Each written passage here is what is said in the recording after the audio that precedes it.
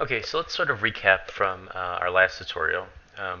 We have a character here named Leo, and he's got a ton of animations.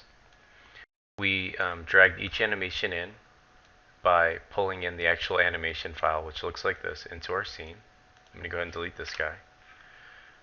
I organized it where I had the idle in the middle, then the walk and the run, and I was looking at it and I was thinking, you know what? It would make better sense for him to go from an idle to a walk and from a walk to a run. So let's take a look at how we code this Mechanim animator and how we set everything up. So let's take a look at what we did again last time. I'm going to make a transition between idle and walk. So I'm going to right click here, make transition, and then just click on walk. So let's take a look at how that looks. I'm going to press play. He's idling and then he's walking. Cool. Let's make a transition back so he walks to idle, and let's press play. Idling, walking, idling. Don't worry that he's not going through a full looping rotation. We're going to set code so that it turns on and off each animation. So the way you do that within the animator is they have things called parameters here. They have a float, an integer, a boolean, and a trigger. I'm not going to explain, I will eventually explain all of them, but let's start with just a boolean in this tutorial. So I'm going to turn that. Now a boolean just means yes or no, or true or false.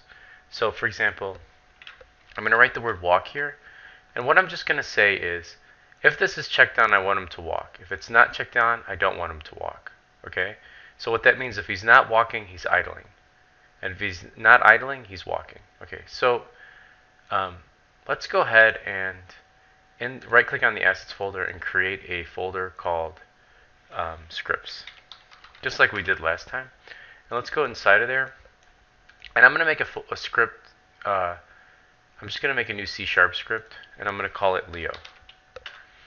So as you progress throughout this tutorial, if you decide to continue to learn how to code and stuff, each one of these little scripts or classes, you would create one that controls just his health, another one that controls damage and stuff like that.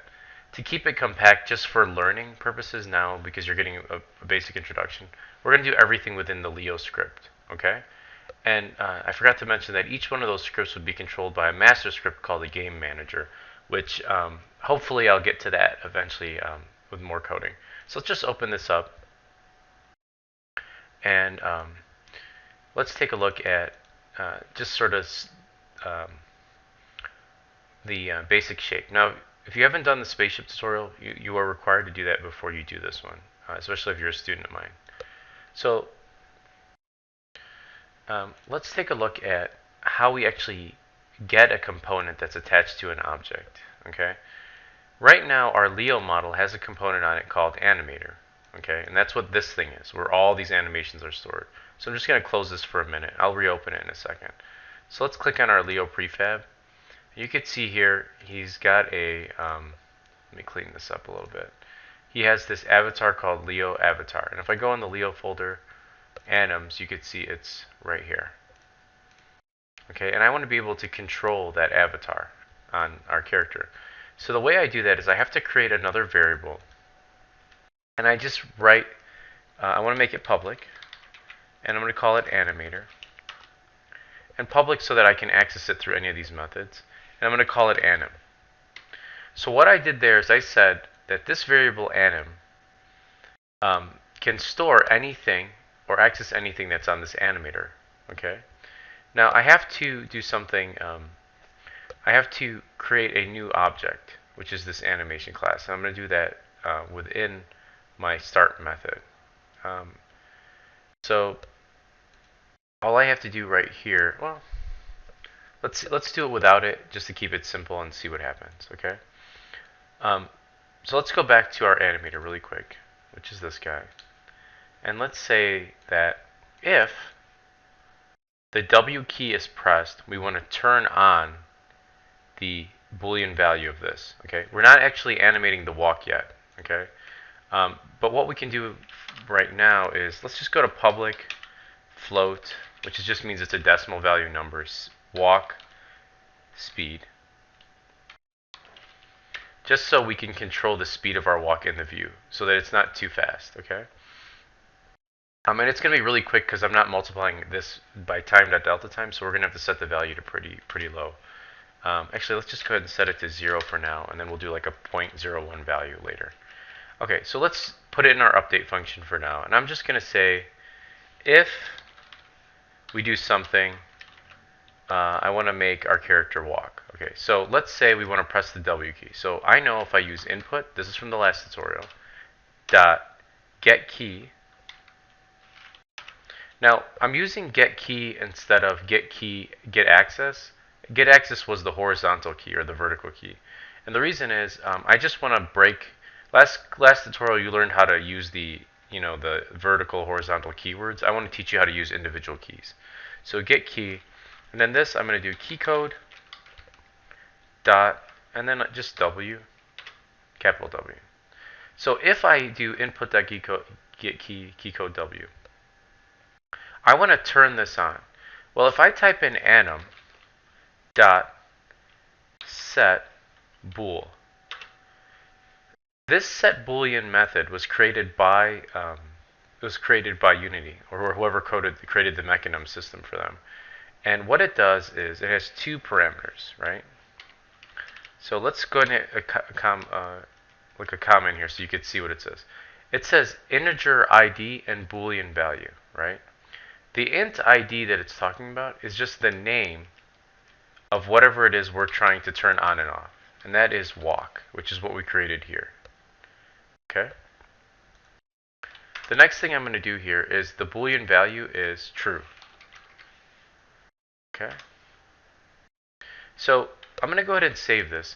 There's one problem here. We never use this walk parameter. So let me shrink this so you can see what I'm talking about. When you click on the transition,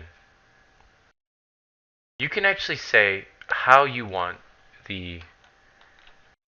what the conditions are between the idle and walk. So when should the idle to walk happen, right? I want the idle to walk to happen when walk is true. And then I want him to stop walking. I'm going to click on this arrow here when walk is false. So let's take a look at this with the code next to each other, just to really make sure that you get this. When I press W, it's going to turn on this. So let's press play here. Let me save this. I'm going to press play. And let's just watch what happens when I press W. Oh, I didn't press play. There we go. Okay, so he's idling, right? He's idling because I never pressed W. So watch what happens when I press W. Oh, there's a problem. Here's my Leo prefab. Notice he has no script attached to him. So let's go to our scripts folder and let's drag and drop this on him. Could not add component Leo because it does not exist. Oh, okay. So you want to make sure also that your script is named. See how this is capital L? Your public class Leo is named the exact same thing. So somehow I renamed this script. Edit the name here. There we go. Leo. So, alright, let's try that again.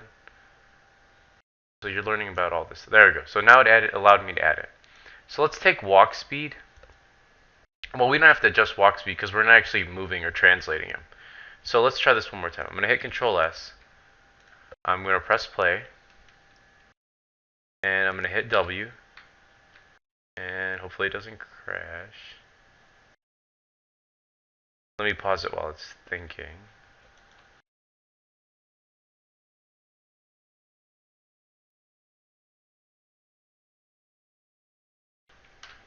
Okay, I know what the problem is. All right. I had mentioned this earlier, but I didn't actually do it. So we actually have to get the component, which is the animator object that's attached to Leo. So the way we do that is we want to say anim equals get component, open close greater than or less than greater than sign, and then you just want to write the word animator here. Parentheses, semicolon. Read the tutorial on creating objects from classes, and this will make better sense to you if you're missing it. But for now, what you have to understand is we made a variable called anim. and it's able to access anything that's the animator. And by writing the word anim equals get component, we're actually getting the animator component from our object, and now we're fully assigning it here. So anim now can access any attribute. For example, we have an attribute now that we created in here called walk. So let's press play again, and you'll see it's idling. And now when I press W, did I not save the script? Let's save it.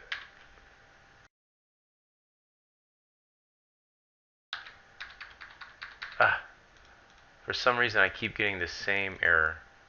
Let me close this. And what it is that Leo needs to be renamed. There we go. Alright, let's press play. And I hit W, you can see that it turns it on. Alright, I know this tutorial is running a little long, so let me just show you really quick if you haven't figured it out already. Let's open this guy up.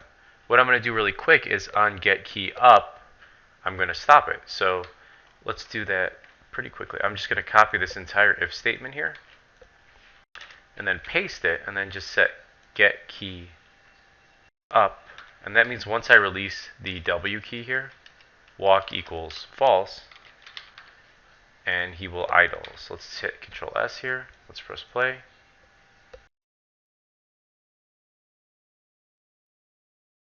You can see it keeps changing it back to lowercase Leo. I don't know why it keeps doing that.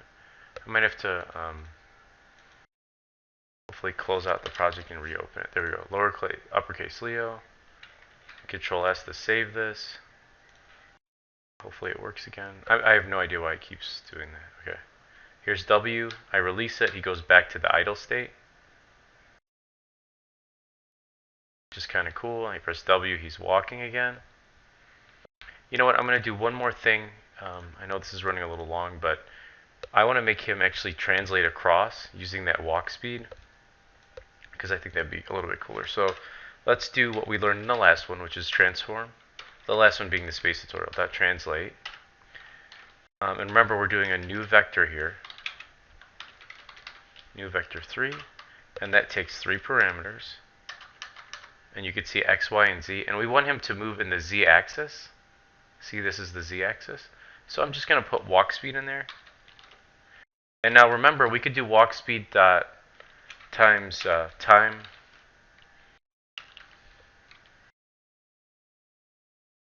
dot delta time.